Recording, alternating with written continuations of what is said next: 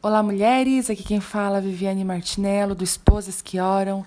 Estamos juntas estudando o livro Como Ter o Coração de Maria no Mundo de Marta, da Joana Weaver, da editora CPAD, que tão prontamente nos autorizou a fazer os áudios do livro.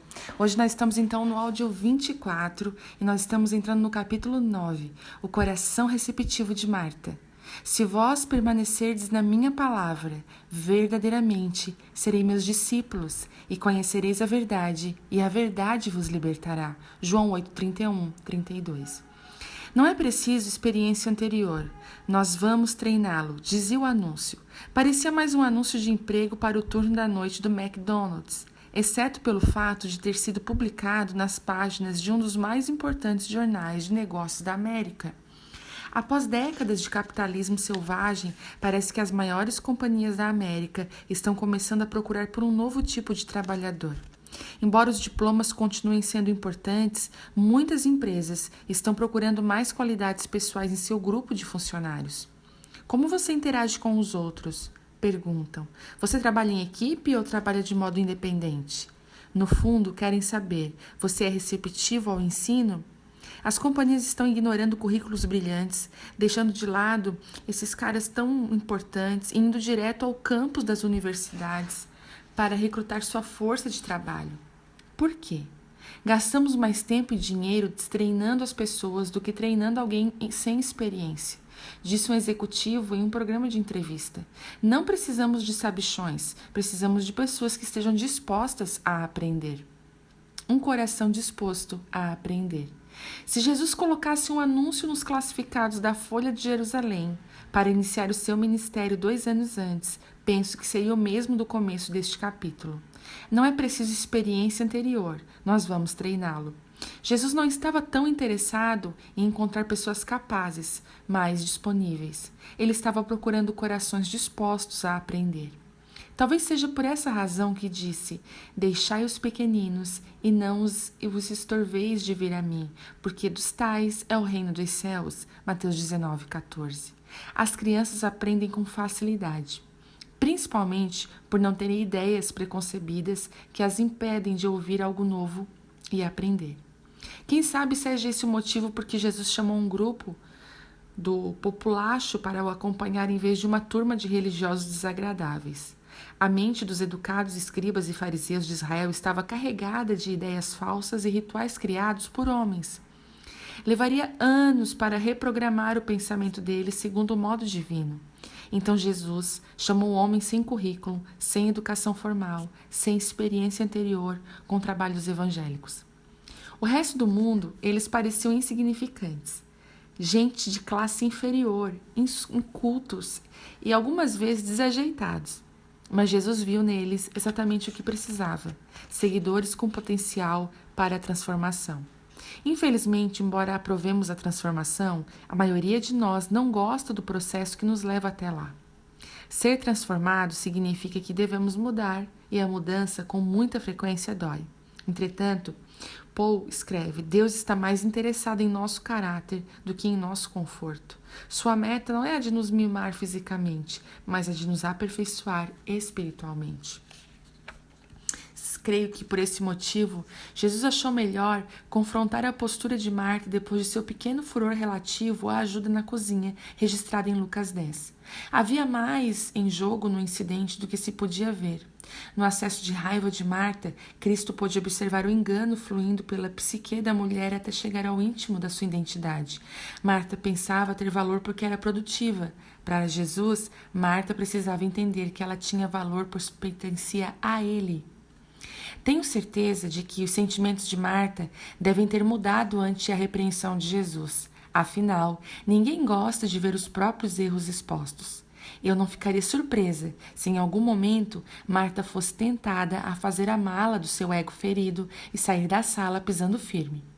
Ela sabia quando não estava sendo estimada, que cozinhem o próprio jantar, aí veriam como ela trabalhava arduamente. Mas em lugar disso, Marta continuou ali e esperou Jesus terminar de falar. E se quisermos ser seus discípulos, devemos estar dispostos a fazer o mesmo, ainda que as palavras dele risquem a nossa vontade. Entre em meu coração.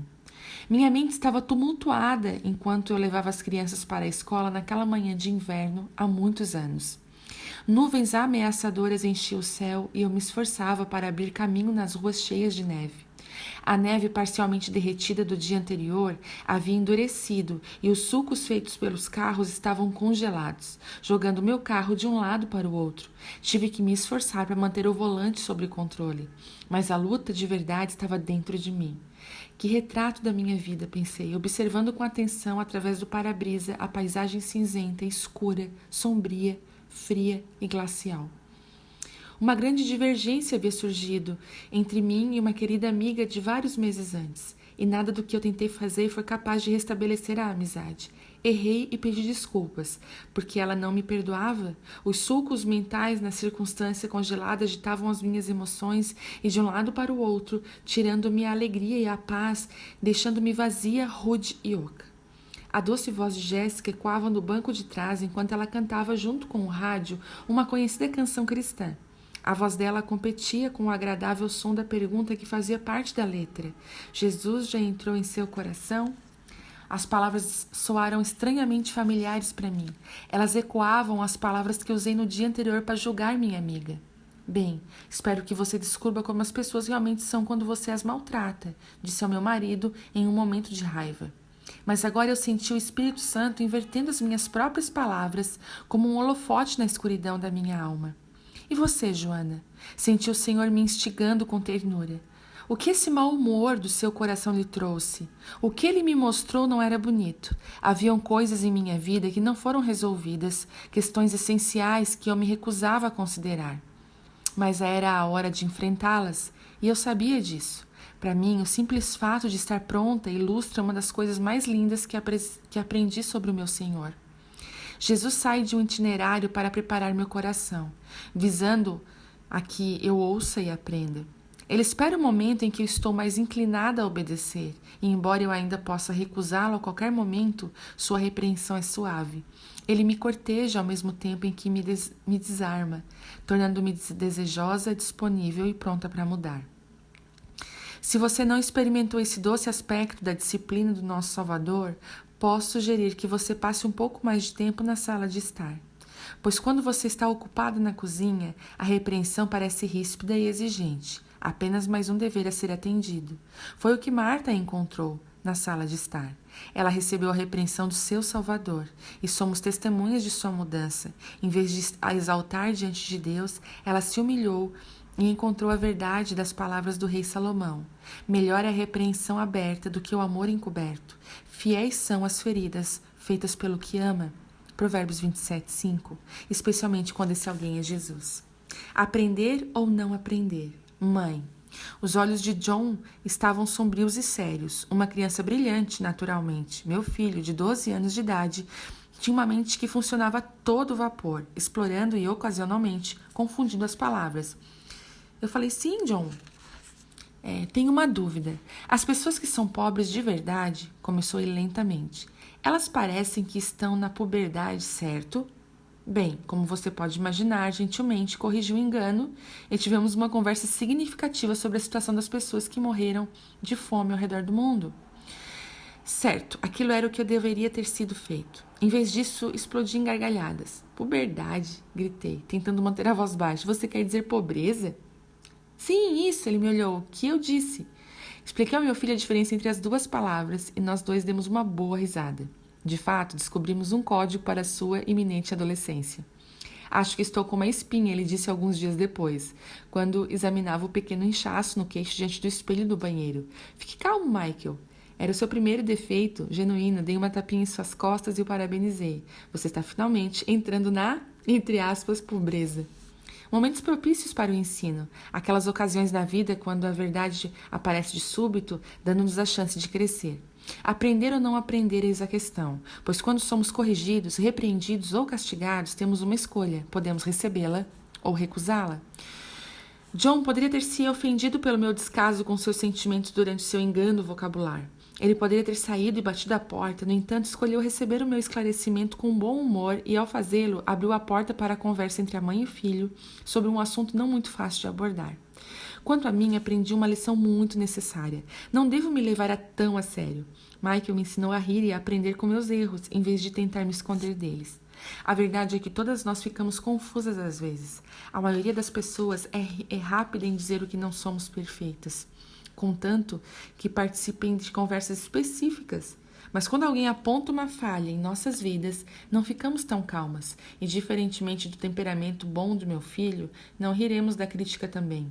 Pelo contrário, ficamos todas constrangidas e ressentidas, ou ficamos com armas em punho e não medimos palavras no esforço de liquidar as teorias do nosso respeito. Isso não é verdade, dizemos enquanto ouvimos as explicações. Quando isso não funciona, partimos para a ofensiva, relacionando os erros dos outros. Irmão, deixe-me tirar o argueiro que está no seu olho. Dizemos como aquele homem descrito por Jesus em Lucas 6,42, sem atentar para a trave em nosso próprio olho. Mas Marta não agiu assim quando Jesus a corrigiu naquele dia. Ou pelo menos, é o que eu penso. Quando ele comentou, estás ansiosa e afadigada com muitas coisas, Maria escolheu a boa parte, a qual não lhe será tirada. Não foi registrada nenhuma refutação feita por Marta, nenhuma resposta alvoroçada. De fato, o incidente termina com as palavras repreensivas de Jesus. A Bíblia não nos conta como Marta reagiu aquele dia, mas estou convencida de que Marta recebeu a repreensão de Jesus com humildade e aprendeu com ela. Eu creio que seu coração estava disposto a aprender, pois nada mais poderia explicar sua transformação misteriosa na Marta de João 11 e 12. Nesses 2 capítulos, vemos uma mulher completamente diferente daquela encontrada em Lucas 10:38. Bem, ela ainda era insistente, um pouco impaciente e prática demais para o seu próprio bem. No entanto, como temos visto, também havia uma eterna vulnerabilidade que não existia antes, uma nova fé, um novo tipo de intimidade com Jesus que somente surge quando recebemos e colocamos em prática a correção de Deus. Já mencionamos a transformação de Marta no capítulo Lições de Lázaro, mas eu gostaria de enfocar as mudanças que vemos em João 11, pois elas pintam um retrato de uma mulher transformada através de um coração disposto a aprender. Em primeiro lugar, Marta deixou uma casa cheia de convidados e apressou-se para ver Jesus. Antes, era uma mulher que costumava ser obsessiva quanto à hospitalidade. O que a teria feito deixar a casa cheia de visitantes? O mais estranho é o fato de que Marta provavelmente era a primogênita. Ela foi acostumada a ser a mais forte. Ela já havia sido o pilar da família antes e, em meio a tanta dor, certamente sentiria a necessidade de sê-lo novamente. Entretanto, quando Jesus chegou a Betânia, em vez de aguentar firme, Marta deixou de lado as suas obrigações e correu em direção ao Senhor. Senhor, disse Marta a Jesus em João 11:21, se tu estivesses aqui, o meu irmão não teria morrido. Suas palavras verteram junto com a dor e confusão. Mais tarde, essas mesmas palavras foram usadas por Maria para manifestar a sua dor. Entretanto, apenas Marta disse uma coisa a mais. Sem nenhuma interrupção ou pausa, ela acrescentou, mas também agora eu sei que tudo quanto pedires a Deus, Deus te concederá. Versículo 22. Fé. Esse era o diferencial. Em vez de chorar como uma criança exigindo que Jesus fizesse as coisas do jeito dela, Marta declarou sua fé. Manifestou a convicção de que Jesus poderia fazer tudo o que fosse necessário. Não havia mais argumentações do tipo, diz-lhe, pois, que me ajude. Naquela ocasião, ela não estava mandando Jesus fazer algo. Pelo contrário, humildemente deu a Jesus a autoridade e o ensejo para decidir o que fosse melhor. E foi a esse coração, aberto e receptivo, que Jesus revelou-se em toda a sua glória. Eu sou a ressurreição e a vida, e quem crê em mim, ainda que esteja morto, viverá. Crês tu nisto? Perguntou Jesus a Marta em João 11:25. Ela respondeu, sim, Senhor, eu creio que tu és o Cristo, o Filho de Deus que havia de vir ao mundo. Os estudiosos dizem que essa declaração é uma das afirmações de fé mais incríveis da Escritura, pois resume essencialmente quem Jesus era e é. Essa manifestação criteriosa não veio da contemplativa e sensível Maria, mas da organizada e atarefada, mas receptiva Marta. Agora, livre da sombra da dúvida e do egoísmo, Marta era uma mulher cujos olhos estavam abertos. Ela sabia quem era Jesus, não apenas um bom homem ou um bom professor fascinante, mas o verdadeiro Filho de Deus. Ela o proclamou como Cristo, seu Messias.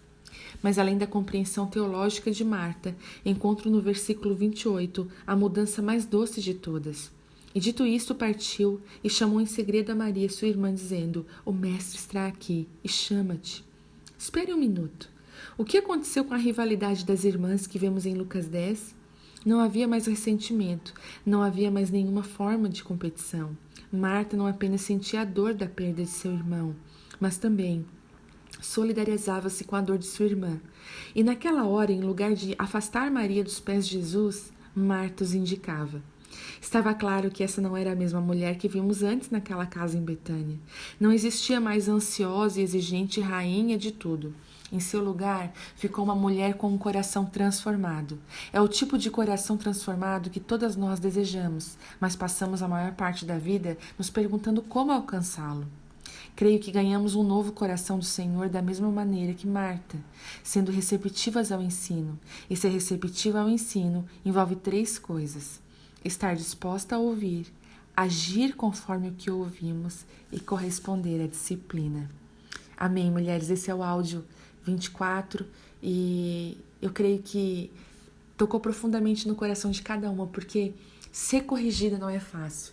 Ter as nossas fraquezas expostas, mas eu creio que essa é o prenúncio de uma mudança. Toda mudança começa com um reconhecimento, começa com o nosso coração humildemente entregue ao Senhor. Que cada um de nós alcance esse coração, em nome de Jesus. Amém.